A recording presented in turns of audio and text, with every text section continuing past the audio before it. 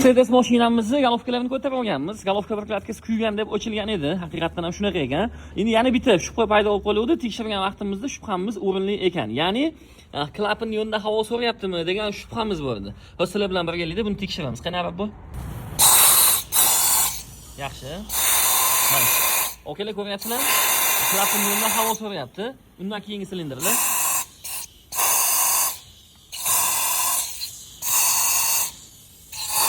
Mana.